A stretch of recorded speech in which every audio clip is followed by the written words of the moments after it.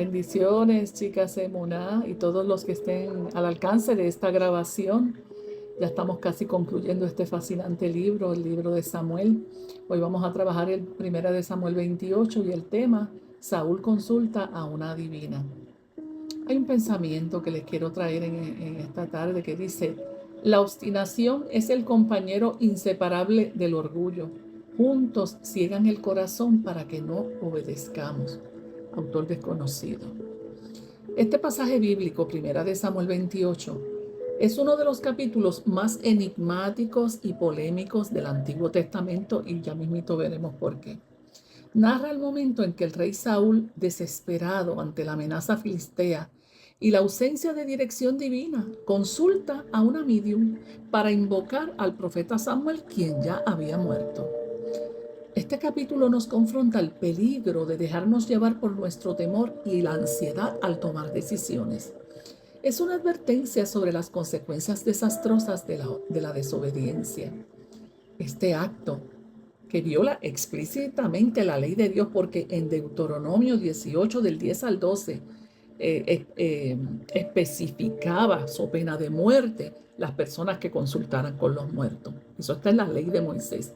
Pues este acto de Saúl marca un punto sin retorno, lo veremos así, en la decadencia espiritual de este hombre llamado Saúl y lamentablemente su trágico destino. Sabemos que el rey Saúl fue desechado por Dios debido a su obstinación, como decíamos en el principio, al principio, el pensamiento, porque era terco, porque hacía las cosas según su propio criterio, porque ese es el problema de la obstinación. Por eso es que dice que el compañero inseparable de la obstinación es el orgullo, porque el orgullo es el que le impide a la persona reconocer que tiene que dejarse guiar por Dios. Pues este hombre, debido a su obstinación y su desobediencia, fue desechado. Y lamentablemente su vida cayó en un estado de confusión mental y emocional triste, que lo hemos visto durante el transcurso del estudio de estos capítulos. Entonces se sintió amenazado por David y comenzó esa cruenta persecución que duró años. Entonces vamos ya a comenzar en el material de hoy, los versículos del 3 al 5. Dice el texto bíblico, durante ese tiempo Samuel ya había muerto y todo Israel había hecho duelo por él. Fue enterrado en Ramá, su ciudad natal. Saúl había expulsado del territorio de Israel, escucha esto, todos los mediums y a todos los que los consultaban los espíritus de los muertos. Parece que eso abundaba por allí y él, como él comenzó bien, pues los expulsó. Y en el versículo 4 dice, los filisteos montaron su campamento en Sunem y Saúl reunió a todo el ejército de Israel y acampó en Gilboa. Cuando Saúl vio el inmenso ejército filisteo, tuvo miedo y se aterrorizó. Acuérdate que los enemigos de la hora en Israel en este tiempo eran los filisteos. Las circunstancias eran críticas. Mira, Saúl se encontraba todo confundido sin la dirección de un mentor espiritual, con esa confusión mental que él tenía. Samuel había muerto. Y entonces precisamente los filisteos se preparan para la guerra y él sin dirección espiritual, sin un mentor espiritual. Entonces se siente aterrorizado. Hemos dicho y hemos discutido en clases anteriores cómo el temor bloquea nuestros procesos mentales y nos lleva a tomar decisiones desacertadas. Pues mira, esto fue lo que le pasó a este hombre. El corazón de Saúl estaba totalmente turbado. Entonces en el versículo 6 vamos a ver qué pasó.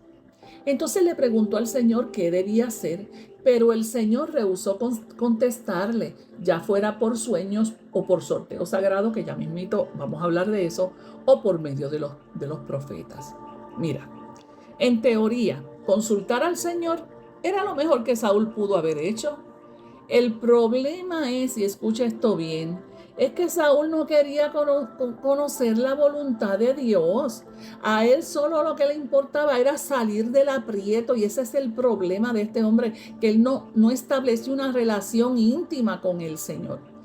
Dios no les respondió por ninguno de los medios disponibles, porque ya Dios se había dado cuenta de que este hombre no era apto para ser rey. Empezó muy bien cuando Dios lo escogió.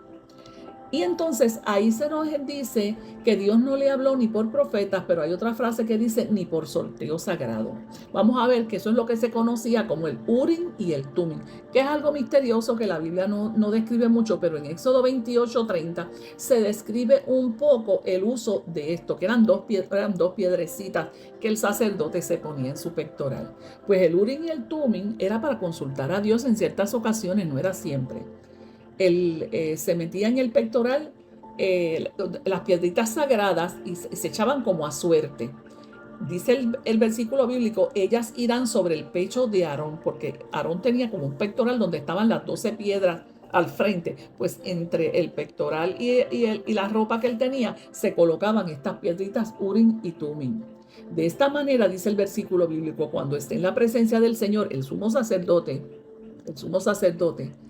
Aarón, que era el sacerdote en ese tiempo, llevará sobre su pecho las decisiones divinas acerca de los israelitas. Como te dije, no se sabe a ciencia cierta cómo funcionaba este tipo de consulta. Lo que sí sabemos es que era usado. No era usado en todo momento porque a veces ellos eran guiados por voz de profeta casi siempre. Pero Samuel no estaba, que era el profeta, el mentor espiritual de este rey. Pues Dios no le contestó ni por profeta, ni por Urim ni Tumim. Y este hombre se sintió tan y tan abandonado, tan confundido, porque no recibió ninguna palabra profética, no recibió ninguna dirección. Y yo me hice esta pregunta, ¿por qué Dios no le respondería? A lo mejor alguien podría decir, ay, pero qué injusto Dios, en vez de contestarle. Pero escucha esto. Por años, Dios lo llamó al arrepentimiento y trató de guiarlo a través de los sabios consejos de Samuel. Pero vuelvo y te repito la palabra, la obstinación, la terquedad, el orgullo de este hombre no le permitió ser obediente a la voz de Dios, porque decía el pensamiento que comenzó la clase, que la obstinación es compañero inseparable del orgullo y nos lleva ¿a qué? A la desobediencia. Mira lo que dice Proverbios 1 del 24 al 25, que describe claramente la situación de Saúl, aunque no estaba hablando de él, pero es como si hablara de él. Proverbios 1 del 24 al 25 dice, los llamé muy a menudo, pero no quisieron venir.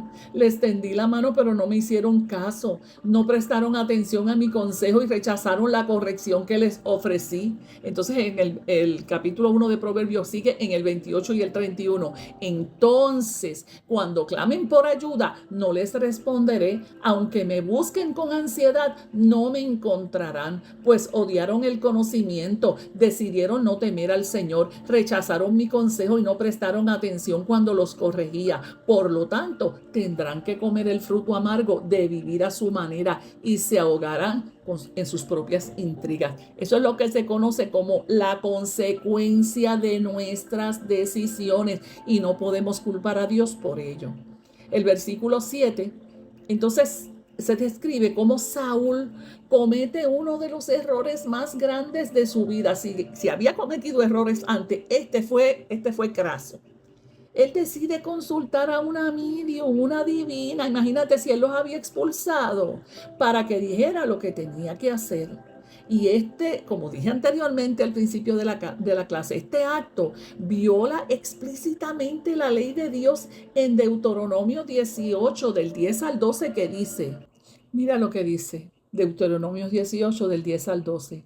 No sea hallado en ti quien haga pasar a su hijo o a su hija por el fuego, porque eso era una conducta de los paganos que sacrificaban a los niños en el fuego, ni quien practique adivinación, ni agorero, ni sortílego, ni hechicero. Fíjate cómo divide las prácticas, ni encantador, ni adivino, ni mago, no mago de esos que hacen trucos que vean los nenes, sino mago de hechicería, ni quien consulte con los muertos. Más claro no está, porque es abominación para con Jehová cualquiera que hace estas cosas, y por estas abominaciones Jehová tu Dios echa estas naciones delante de ti. Fíjate lo grave que era esto. Entonces lo que me produce inquietud es que ya este hombre, a principio de su reinado, como estaba dirigido por el Señor, había expulsado a este tipo de persona del reino. Entonces ahora, como está tan y tan y tan confundido, está tan empaquetado que mira, recurre a la ayuda de una adivina, de una medium. Entonces el versículo 8 dice,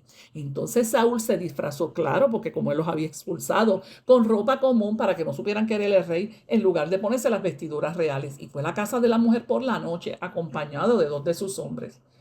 Mira, entonces Saúl, en este manto de clandestinaje, así disfrazado, visita a esta hechicera, porque él no quería que ella lo reconociera. Después de todo, fue él quien expulsó a los adivinos de Israel.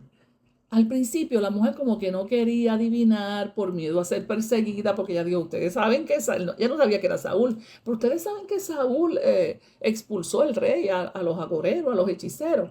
Pero Saúl le asegura que no le pasaría nada e irónicamente jura en el nombre de Dios. Es que este hombre estaba totalmente desubicado. En el versículo 10 entonces, él le dice a la divina que el espíritu al que quería invocar era el espíritu de Samuel. Cuando la mujer lo hizo, se asustó porque ahí se dio cuenta de que era el rey Saúl. El versículo 3 al 14 dice, la mujer dijo, bien, el espíritu de quien quiere que invoque. Llama a Samuel, respondió Saúl. Esto lo voy a explicar ya mismo, cuando la mujer vio a Samuel, gritó, ¡ah! Me engañó, usted es Saúl. Y él le dijo, no tengas miedo.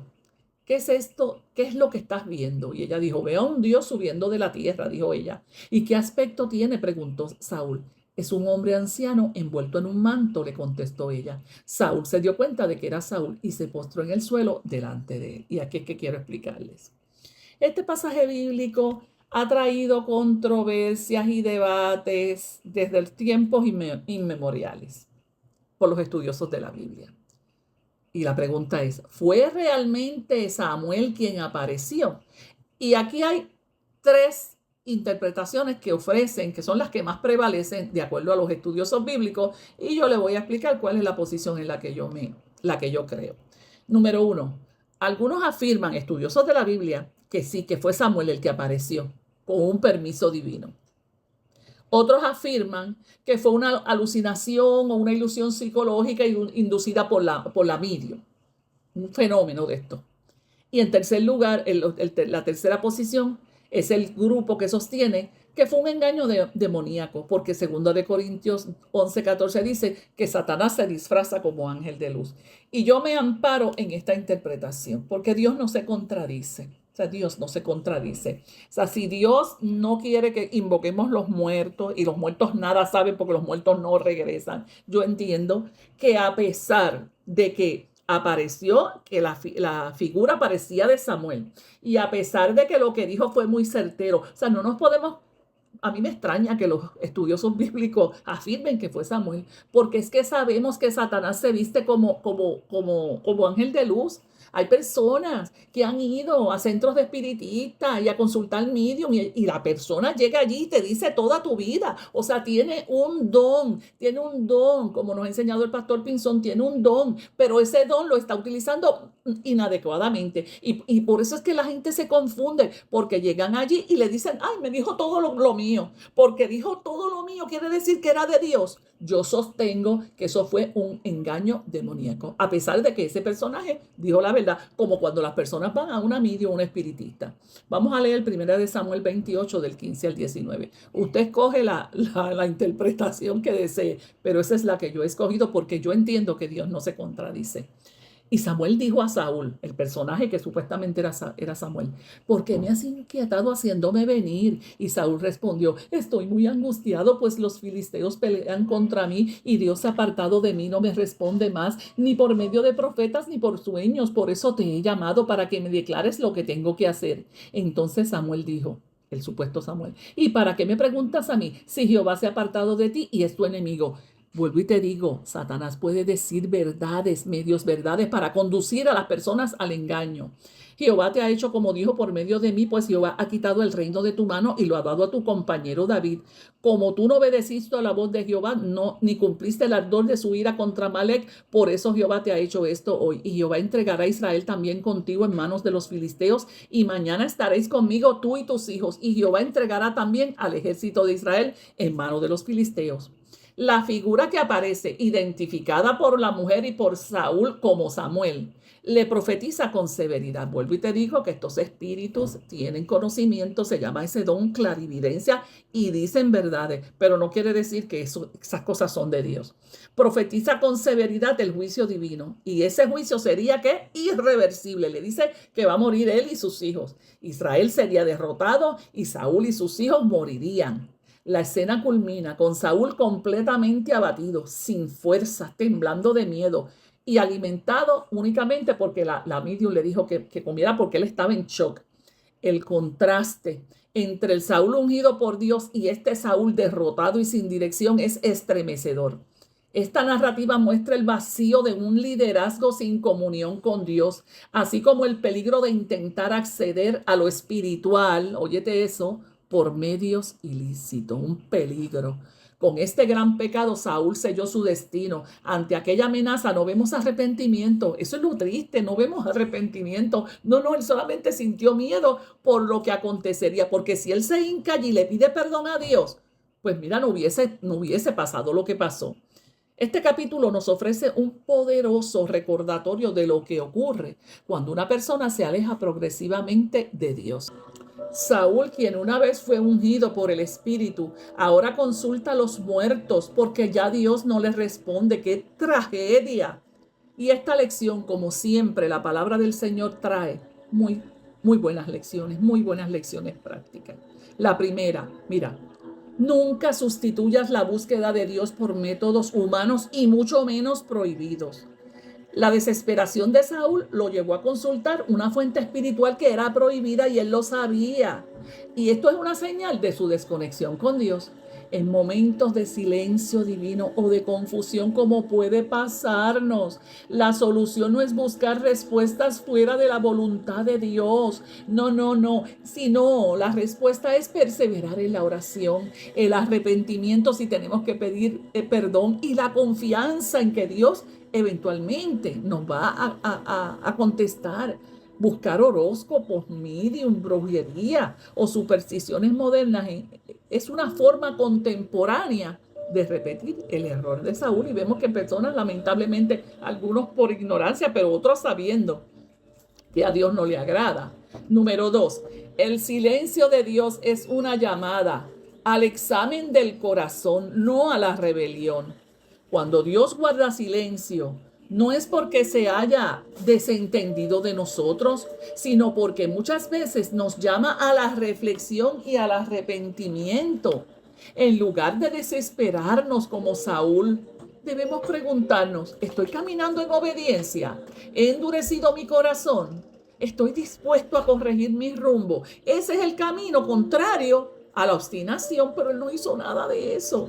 En tercer lugar, la obediencia sostenida. Y mira lo que dice el adjetivo, sostenida. O sea que no es una obediencia parcial, ni es una obediencia interrumpida, no, sostenida, constante. Pues la obediencia sostenida es más valiosa que una religiosidad esporádica. Fíjate, aquí hay dos cosas en balanza: obediencia sostenida y religiosidad. Pues yo busco a Dios pues a veces, pero no siempre. Y estamos en esta fluctuación. No, tenemos que ser sostenidos, tenemos que ser constantes. Saúl había mostrado apariencias de espiritualidad. Fíjate, mira, expulsó a los medios, ofrecía sacrificios. Eso es la apariencia de que era una persona que tenía una conexión con Dios. No, pero no una obediencia genuina y constante. No tenía una relación cercana con el Señor. Y si algo requiere la vida cristiana es constancia en la fe, la integridad en las decisiones y coherencia entre lo que decimos y hacemos. Eso lo repetimos a la saciedad. Hay que tener coherencia entre lo que decimos creer y lo que hacemos, lo que practicamos. En cuarto lugar, cuidemos nuestra relación con Dios mientras haya tiempo. A este hombre se le acabó el tiempo. Saúl llegó a un punto en el que ya no había retorno. Y esto nos recuerda que no debemos jugar con la gracia de Dios, porque recuérdate que la gracia de Dios es su misericordia, que Él nos perdona sin que nos los merezcamos, pero no podemos jugar con la gracia de Dios ni postergar el arrepentimiento genuino.